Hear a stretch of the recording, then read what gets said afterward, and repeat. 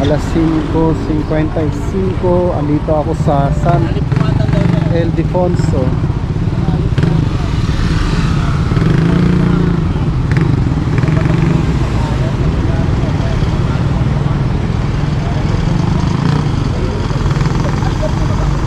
San Ildefonso. Tapos ayan yung highway, MacArthur Highway.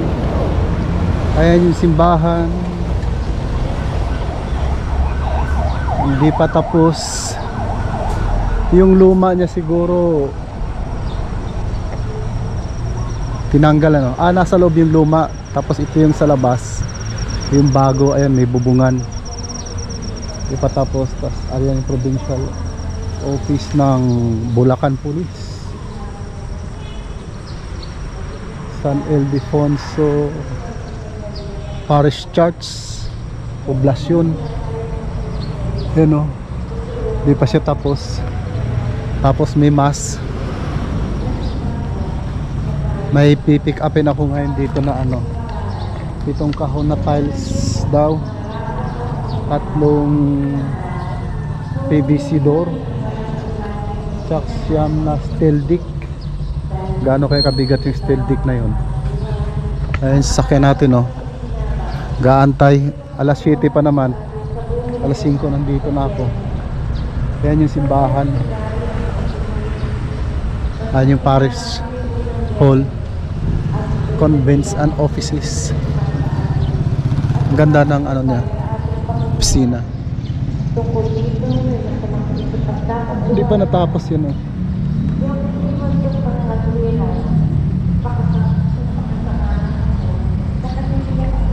Yan.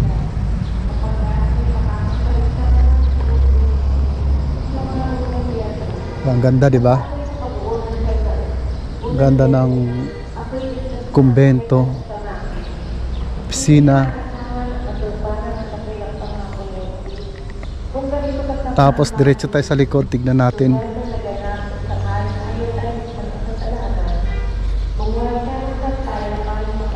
Ito, may passing kasi rito palabas. Ito binubuksan to, gate na to mga alas 4 binubuksan. Parang shortcut niya, shortcut.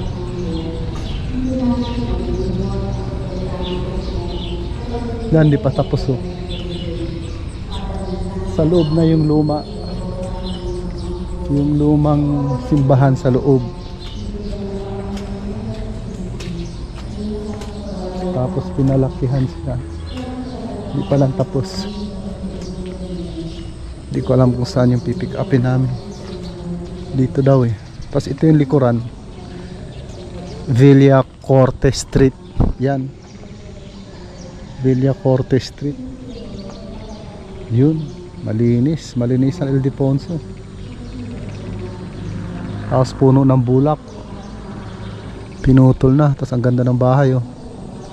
Ang lalaki ng lupa rito. Gaganda. San Ildefonso. Yun.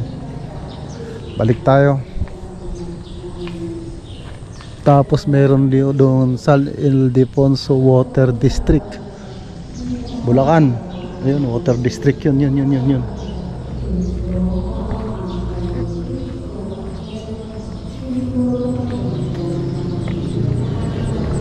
Ang usapan alas 7 pa. Kaya alas 6 na ngayon. Mag-aantay pa ako ng 1 oras, 7:30. Ay, nakaparking doon yung ano natin, sasakyan. Liwanag na.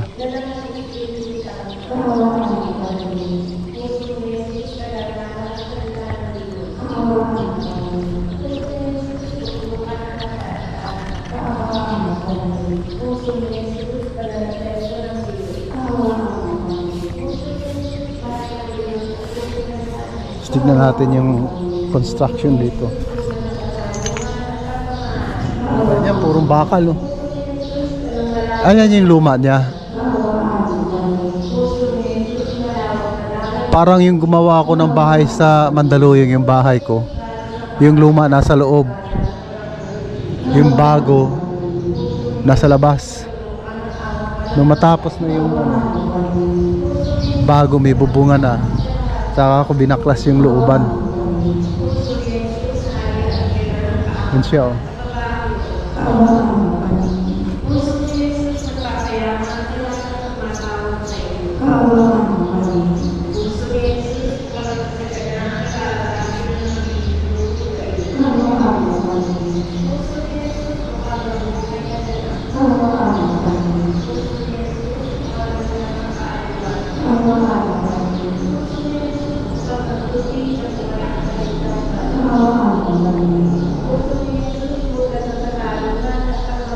Ayan yung gilid niya. Di pa rin talaga tapos.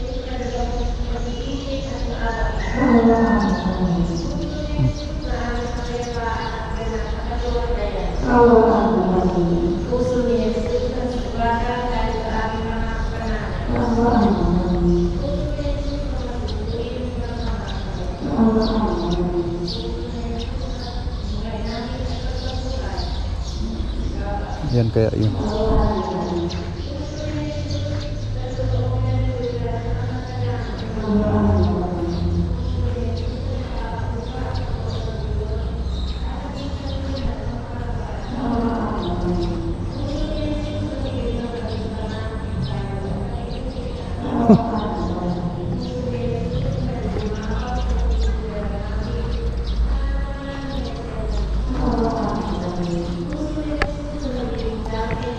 Yun, naikot na natin yung simbahan. Meron silang rosary. May rosary. Okay, hanggang doon lang muna tayo.